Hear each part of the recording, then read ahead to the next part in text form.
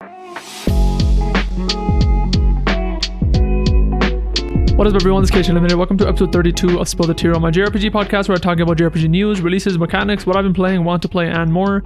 And today we're going to be talking about the physical release of Honkai Star Rail, me finally fully completing Trails into Reverie and going into Trails Through Daybreak, how I'd like an FF series that's long running, and more. Before we get into it, like I always say, if you are listening to this on an audio service, remember to give it 5 stars or thumbs up or whatever the app lets you do. It really helps my podcast get to disseminate it to more people. And if you have Twitter/X, feel free to follow me. I am at Spill the Tearal, same name as the podcast, so I'd appreciate that too. In terms of today's episode, it is going to be more what I'm playing heavy, less than news heavy, because I just wrote out the notes as I always do, and there just honestly is not any JRPG news or JRPG releases really. There's gonna be one thing that I'm gonna be talking about in terms of the news, but like there's some news that's JRPG related, but it's such like small or uninteresting news that it wasn't really worth bringing up, and I do that every week, and so I'll be talking about one thing. And so I'm assuming this episode's gonna be more on the what I've been playing and my experience of the game I've been playing side of things. So just want to warn you about that. If you do care about the news, there will be some, but not as much as usual. And the cool thing that I want to show today is, I believe I mentioned this last episode, maybe, that there's like this anime store that I found here, which is pretty cool. And one of the things they do is they sell gacha bags, like real life gacha bags based on series. So they have like a Final Fantasy gacha bag, a Kingdom Hearts gacha bag, which is never in stock, Full Metal Alchemist, Hunter x Hunter, etc. And one of the ones is a Ghibli one. So I got that, and they pretty much give you like a fuck ton of stuff. So I thought I would show like one thing every episode and just get rid of all the stuff. Not get rid of them, but like kind of go through all of them over like several weeks. So one of the things that I got, which I'll show right here, is this, which if you're an audio listener, it's pretty much those button pin things. I don't know what these are exactly called, but they're all of the homie Totoro, and they're pretty cool. I don't know what to actually do with this, because I don't know what you actually do with these pins. Like, I guess people put them on their bag, but like I'm not gonna do that. And my bag's like leather, so that would just like fuck it up. And so I gotta figure out what to do with this. I do have like an Ouroboros pin from Trolls of Cold Steel. It's a different type of pin where it's kind of smaller. I have it on the front of my PC case, which looks really dope. So maybe if this would fit, I might do that with one of these. I'm not sure, but yeah, I have no idea what I'm gonna do with these pins. But they look cool. They have like Totoro on them, and I love the home Totoro's cool shit. So yeah, I just wanted to show that.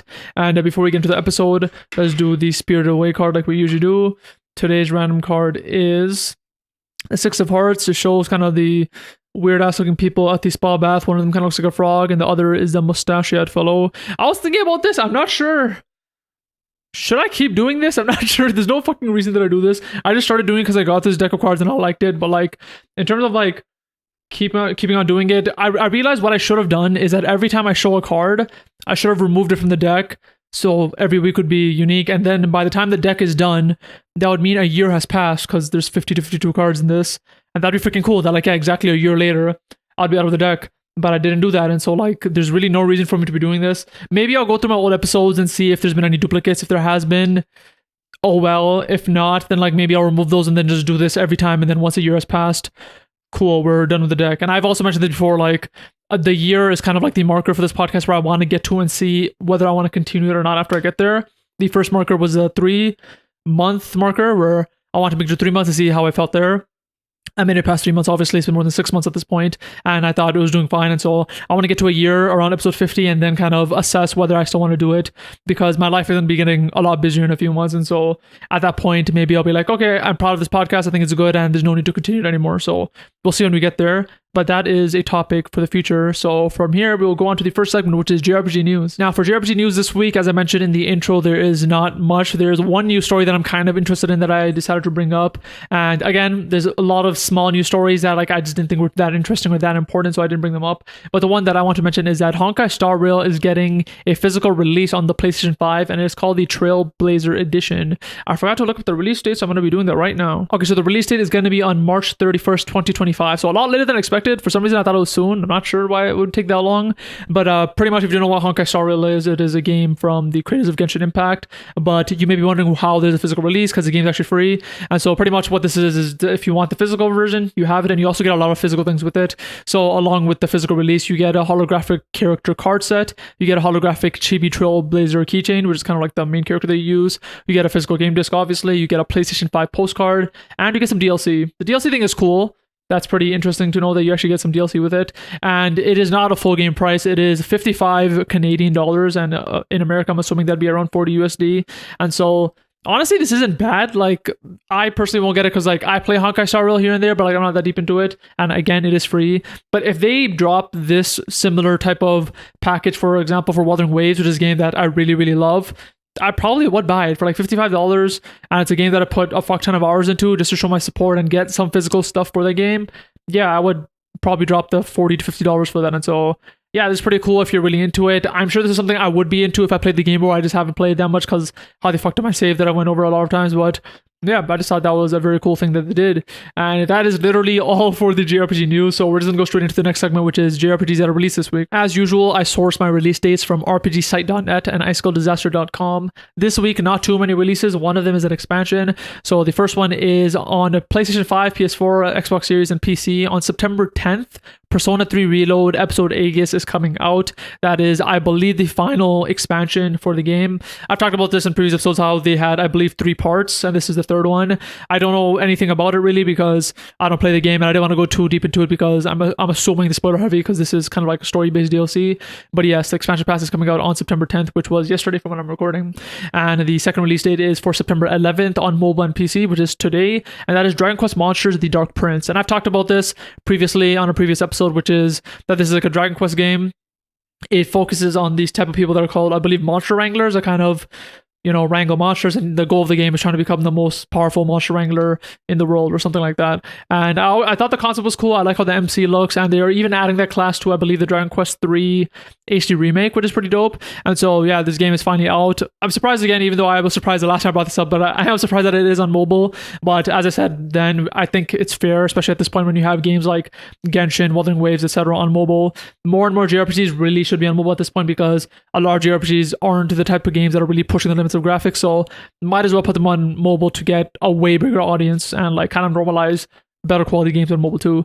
And so yeah, that's on September 11th, which is today, and that rounds out all the JRPGs that are releasing this week. And from here we'll move on to the next segment, which is a JRPG mechanic that I think is dope. Now for the JRPG mechanic that I think is dope, this is kind of a boring answer, honestly, unless you're also into it like I am, but I'll start bringing it up. But I'm not gonna go too deep into it in this segment, but I started Trails Through Daybreak finally, because I finally beat Trails into Reverie. And one of the things that I do in Trails, as I mention all the time, is that I love talking to every single NPC wherever they are to get as much lore as I can about the world or what's happening in the world. And so one of the things that Trails does, which is very interesting, is when you talk to someone and they give information, you can talk to them again and they sometimes give you more information. And sometimes you can talk to them again and they give you even more information. And the only way you know to stop talking is that you got to keep talking to them until you see something repeat. And that's how it works. And so Trails has always been like this. You just get a fuck ton of information from all the NPCs, and I've gotten so used to kind of the system of talking that every single game that I play that has NPCs, I always talk to them 1 time, 2 times, 3 times, 4 times. I keep talking to them until I get a repeat, even though I feel like most people don't do that. And this isn't any different with Daybreak. They have NPCs that have like 2 to 3 to 4 lines of dialogue. But what I've appreciated about this game specifically is they actually have an indication now that tells you when you're done talking to the NPC, which is a godsend. I freaking love it. So basically how it works is every NPC that you can talk to has a blue bubble on top of them that says chat. If you talk to them, it'll stay blue if they have more to say, and as long as you keep talking to them, it'll be blue. But once they're done saying anything new, the speech bubble above them will turn gray and you're done. And that's it. That's the mechanic I want to talk about. But it's just such a nice quality of life thing where like it has gotten annoying where like in every game I play, like I just keep talking to NPCs over and over again because I'm just so used to it through muscle memory, where it does get like kind of like headache worthy, where I'm like, I just keep seeing the same text, where finally this game might kind of break the pattern for me where like I don't have to do that because I can see a visual indicator of the conversation being done. Not only that, what I really love is that they made it so easy to see whether you're done talking to everyone in a location is because they also have an indicator on the minimap. So the way they signify NPCs that are interactable in this game is that they're a yellow dot on the minimap. And if they're done talking, they actually turn gray. So you can literally just open up the minimap and at a glance to see whether you're done talking to everyone or not. And that's fucking amazing for me because I talk to every single person, you know, in a street or in the town or whatever. And so the fact that at a glance I can see that I'm done talking to everyone is amazing for me. I love it. This is a mechanic that I fucking love. I know it's so simple and stupid sounding, but it's so simple where like they literally could have implemented this in any of the games. Like this is literally like a Boolean operation. Like there's nothing complex about this, but I love that they finally added it. And one of the reasons why I love it even more is because I actually saw this feature in a game before. I can't remember exactly which one it is. I think it might have been one of the East games, but I'm not 100% sure. But I played the game and they had the exact same thing where there's a speed bubble on top, it's colored, and when you talk to them, it'll turn gray. And I was like, holy shit. They actually added this feature. I loved it. And this was like a couple of years ago. And what I was very disappointed by and betrayed was I found out that whenever they indicated the NPC was done talking, it wasn't ever accurate. So pretty much what that game was doing is every time you talk to them once, it would indicate that you talked to them and that's all it did. But sometimes if you talk to them again, they would have new information. So they were doing kind of the lazy approach where like if you just talk to an NPC once, the speech bubble would turn gray and it would act as if you're done talking with them. But if you talk to them again, you'd find out they actually have more to say. And so that game betrayed me. I had to keep talking to NPCs like I normally do to figure out all they had to say.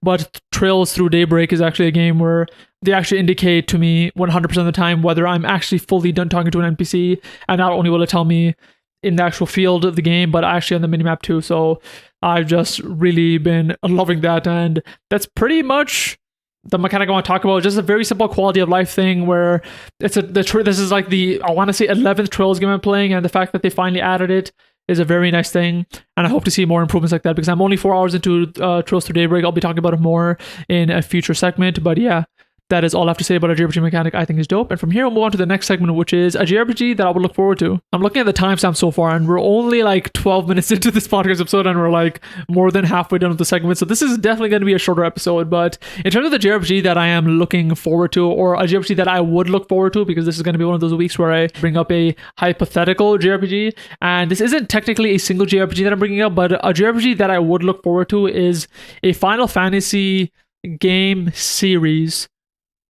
And that's it. So pretty much what I mean by that is, Final Fantasy is famous for being a series where every game they bring out is supposed to be different. The combat style will be different. The visuals will be different. The world will be different. There's no actual timeline that connects the other games to each other. It's like more of an anthology series. And so what I would love is if Final Fantasy had a more of a long-running series alongside the normal releases. They don't have to be huge games. It could be like smaller games, but like I just like whenever my favorite game series are Kingdom Hearts and the Trails games, and I fucking love how dense they are with lore. Like they're teeming with lore and story, and the worlds have so much potential. And I'm 11 games into Trails world, and there's so much more to learn about that world.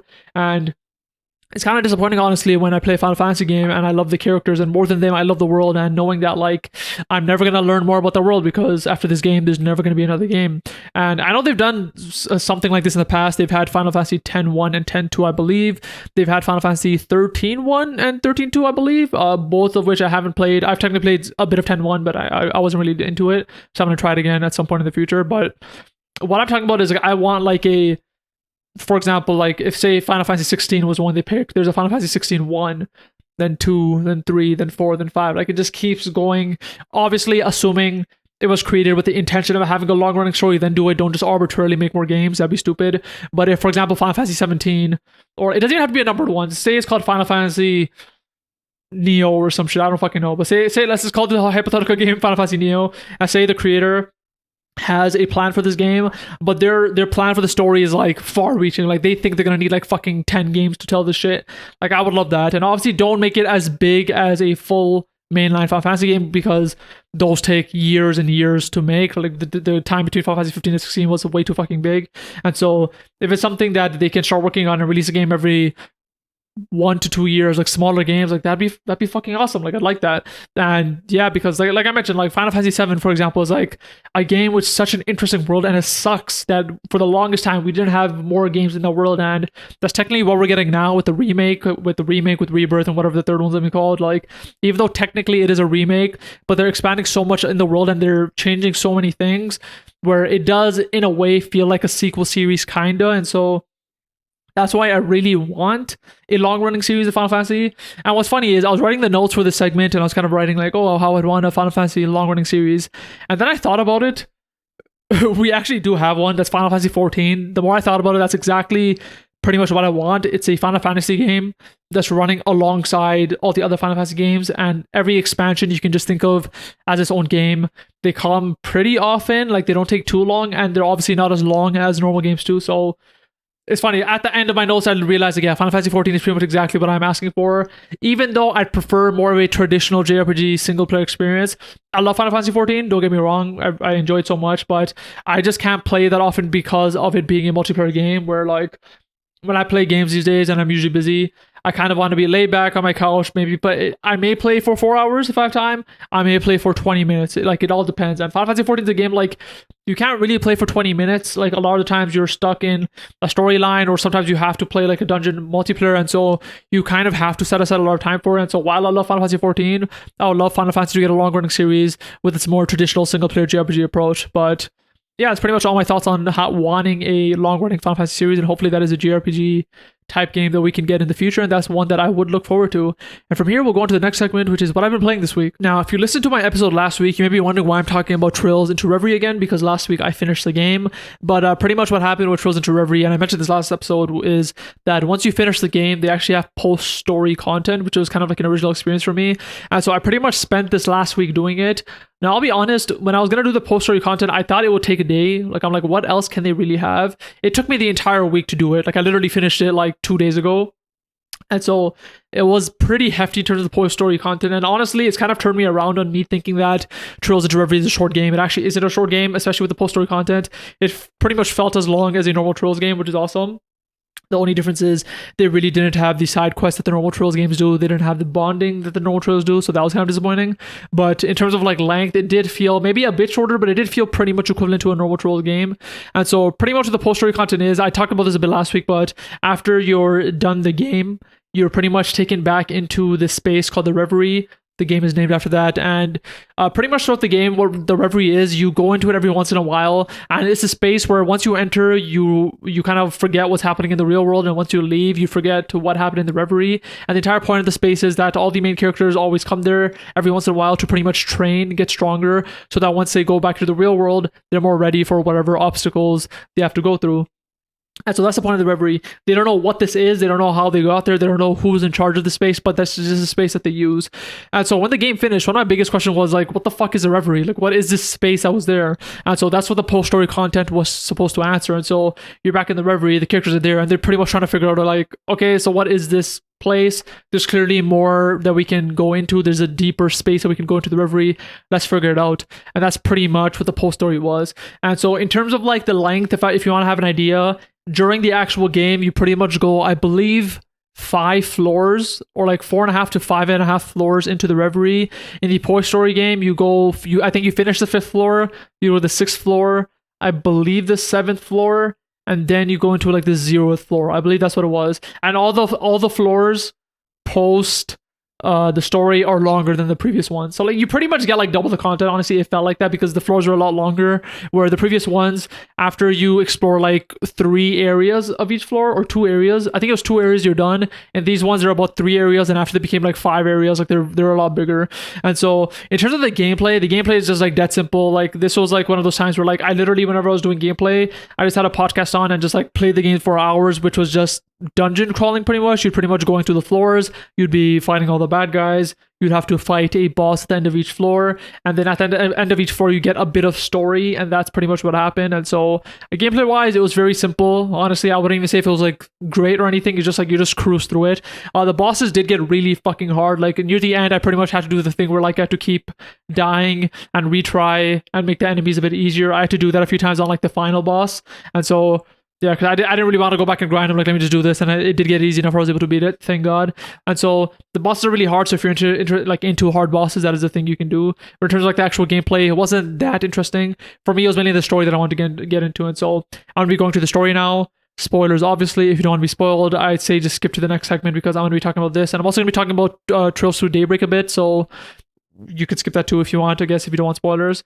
But pretty much what the story is you're trying to figure out why the Reverie exists, and slowly you go deeper and deeper to the Reverie. You start seeing the silhouette of a girl. You find out that she looks just like a girl that's in your party, and then you realize that she's pretty much a being from like 500 years ago, because the girl that's in your party is also from 500 years ago, who pretty much was in a coma, you can say, who was asleep and woke up in the present, where this girl was from the past and she just got lost in time, like she died or some shit at some point. And so you meet her, she keeps telling you not to keep go deeper into the reverie. We don't listen. We keep going deeper to the reverie, and then there's a lot of lore drops. Honestly, this was one of the first times in Trails where, like, as they were dropping the lore, I couldn't completely understand it. Like, they're name dropping, like, who was in charge of the Reverie and what was going on and who in history is doing it and how the Reverie is because of this causality god that's looking over us and shit like that. Like, a lot of, like, JRPG stuff that happens. But it was getting to the point, like, I was understanding all of it, but, like, the last, like, 5% of it,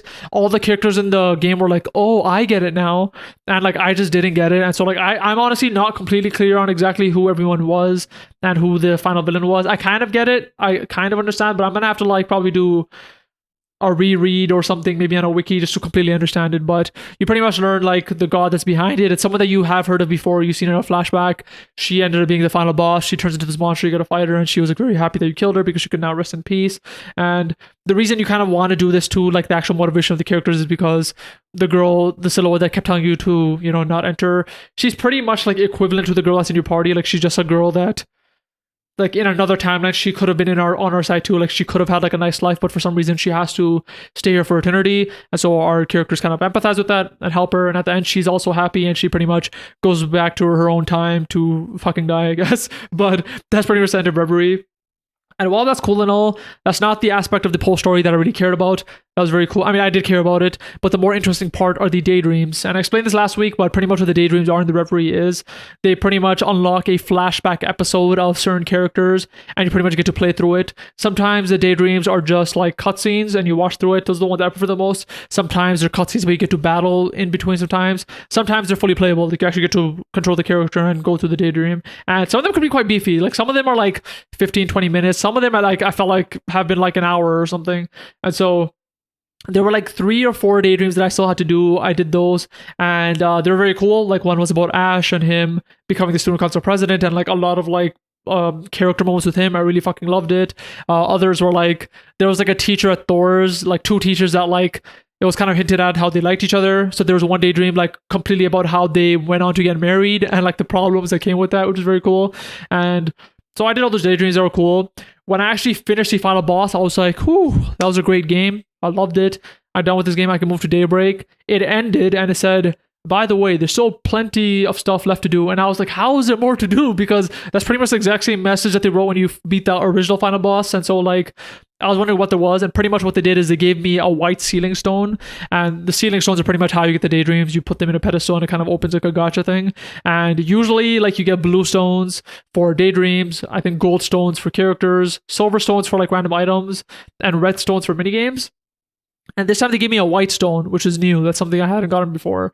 And so I went and I unlocked it, and it gave me a new daydream. When you go into the daydream, it splits into 3 different daydreams, and it was very fucking cool. And pretty much all of them, what they were is, they weren't even cutscenes. They were literally just text on a black screen and beautiful 2D, like, black and white images of what was going on.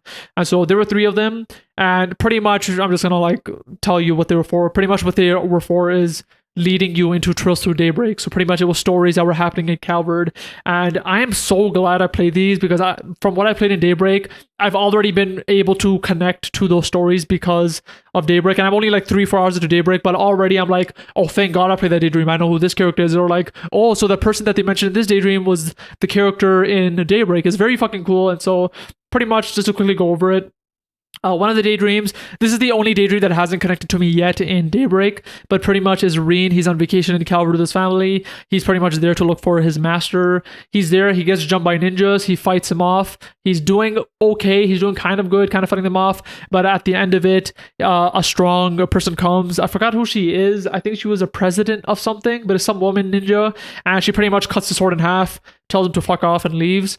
And that's pretty much all it is. And I think she says something like, Reen, you have to get stronger the next time you come here for like whatever is gonna happen. And so I think the point of the daydream was just so like in a future Daybreak game, maybe Daybreak 2, Reen is gonna be there and like be a lot stronger, and there's gonna be a reason for it because he got his ass beat from someone in Calvert and he has a reason to get stronger. So that's what I'm assuming the daydream is for, because so far in the few hours I played of Daybreak, it hasn't connected. So that was the first daydream.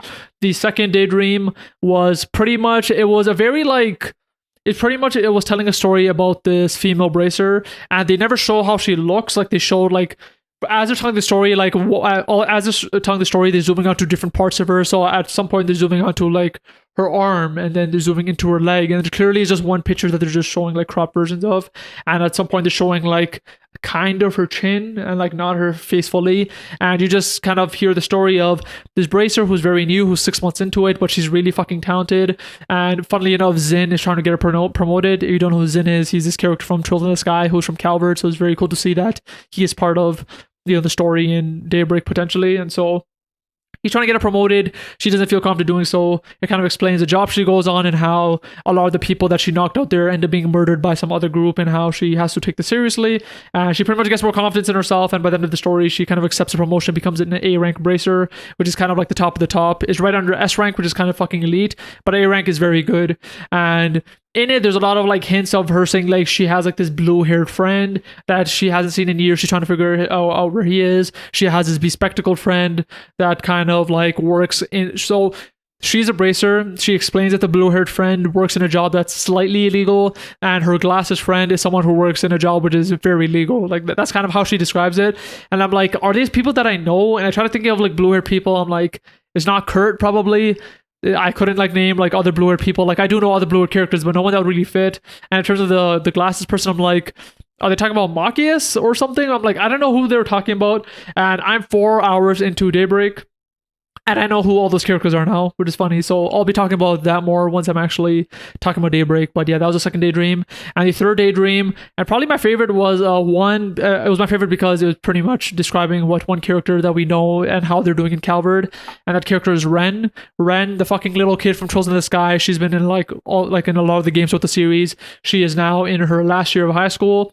And so she's like 17 or 18, and she's going to an exchange program in Calvert. And so she's there. It kind of shows her time there. It shows her kind of getting bullied and how the student is kind of taking advantage of his dad's political power. And Ren fucks him up and his life up, where like she pretty much publicizes how the dad is doing corrupt shit, so he has to get kicked out of office, and the kid ends up leaving school too, which is really funny. And throughout that, they kind of introduce some characters. So one of the characters introduced is like a blonde girl who ends up joining the student council with Ren. And I predicted that it would be this character in Daybreak because I have seen the cover of Daybreak, so I know there was a blonde girl in the cover.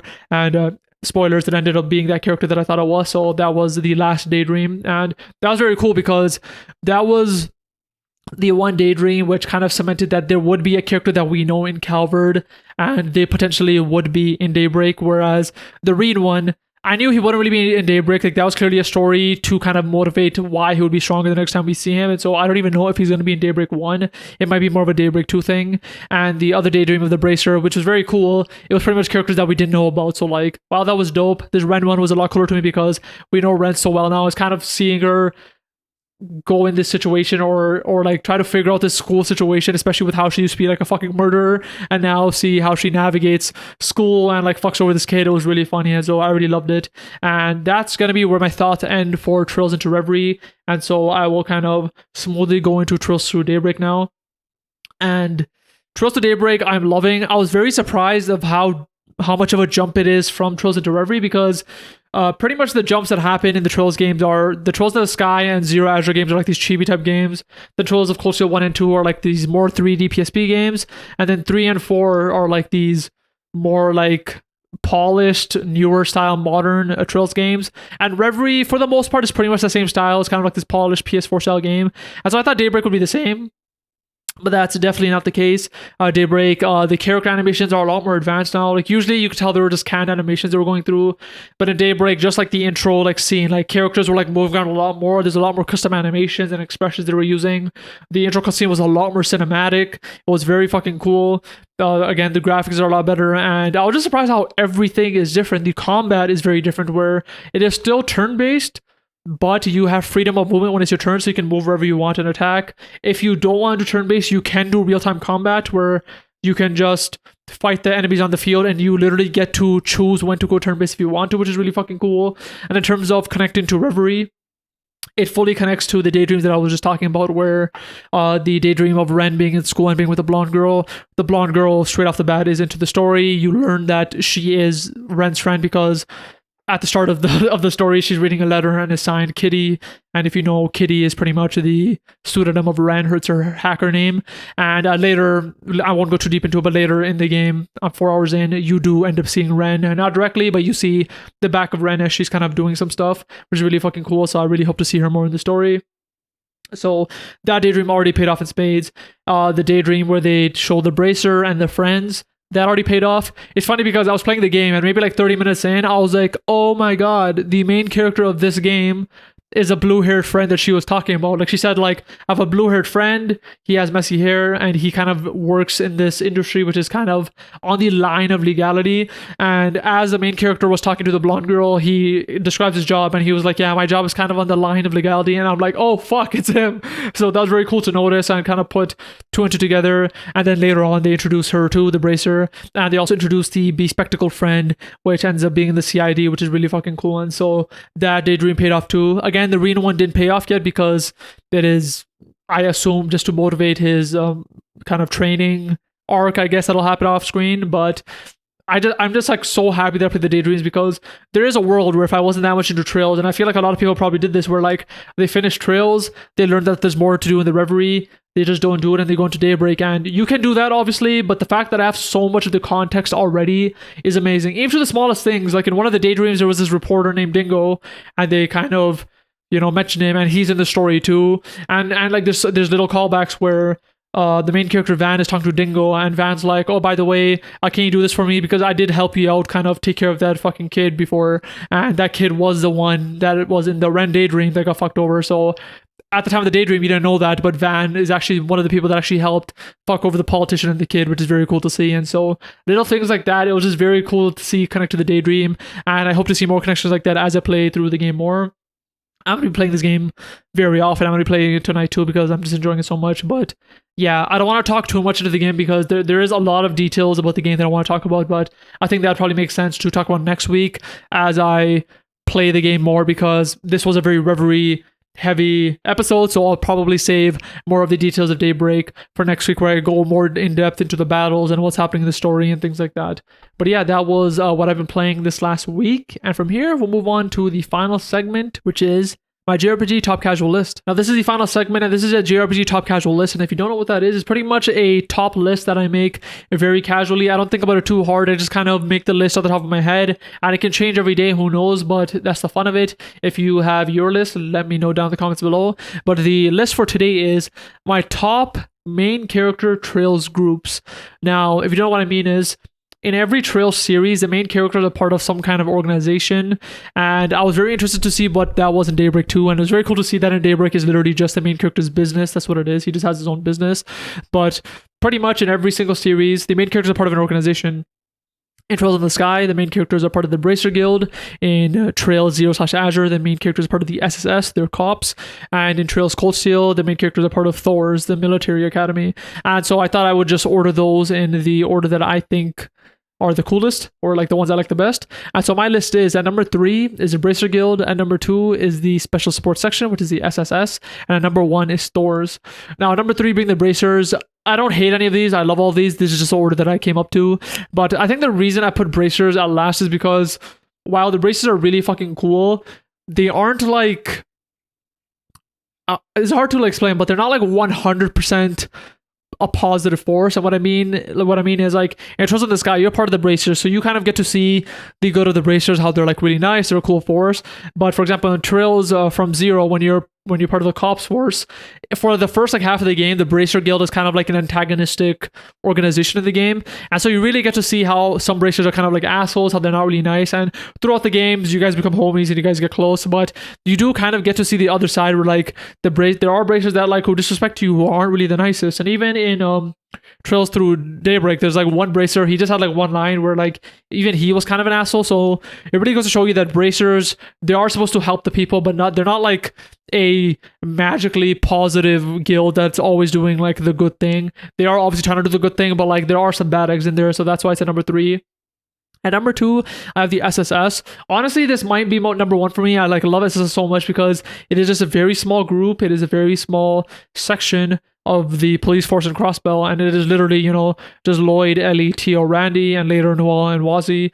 And it's just such a nice and Kia too, obviously. And it's just like a nice, like, positive group. Like, it's like I love like how they pretty much they're the cops, but they go out in town and help people with whatever little shit that they need to do. It's just really awesome seeing how they started with literally the entire town fucking hating them. No one liked the cops at the start, and then you get into Reverie by the end of it, where like Lloyd is giving a speech of liberating Crossbell. Like, it's really fucking cool seeing their story from zero to Azure, I guess. But it was very cool to see, and I just really love every single character in the SSS, and it was just really cool to see. And again, I love the Bracer Guild, but like I feel like the Bracer Guild is big enough where like you don't really know that much, like everyone in it. You know a lot of people in it, but it's still a group that isn't the nicest, you can say, compared to the SSS. And then the number one, I have the Thor's military school, and pretty much in terms of Cold Steel, you're part of this military school called Thor's, and yeah, they're just at number one because I feel like it's like the SSS, where I feel like they're all like trying to do the positive thing, but it's more interesting where you're a school and you do have some bad eggs. There are some students who are kind of more assholey at the start, but then they become good. But for some reason, I'm not sure why the Thor's campus, for some reason, just is more of an interesting concept to me, where when you think of like the SSS, you kind of see how the game would go. Is like, you're the cops, you're gonna go out, you're gonna help people out because you're the cops, and then when you get a case, because you're the cops. Like, it just makes sense. Like, it's very linear in terms of like how they chose to connect the cops in terms of the gameplay and storytelling. Where with the Thor's military campus, it's more interesting where like you're at the school, but in terms of like why you're helping people out is because Reen is part of the, or like at least he's helping out the student council, and that's why you actually go out into town and you help people. And in terms of why you're doing like the story quests is because you guys are pretty much going on these field trips to do these exercises in different towns. And so the entire concept to me is just more interesting, and I really like the group of Thors because just Class 7 alone is just such a cool group. And then you have the new Class 7 in the later Trails games, and just like all the other characters like Lind, Rex, Becky, like there's so many characters in the campus that you get to know, which is really fucking cool. And so Thor's, I feel like, is just a better built out group compared to the other ones, even though I really love the SSS, and I feel like it could go number one depending on when you ask me. I think Thor's in general is just like a better group because of how big it is and how varied it is compared to the other two. And so yeah, number 3 is Bracer Guild, number 2 is the SSS, and number 1 is the Thor's military campus.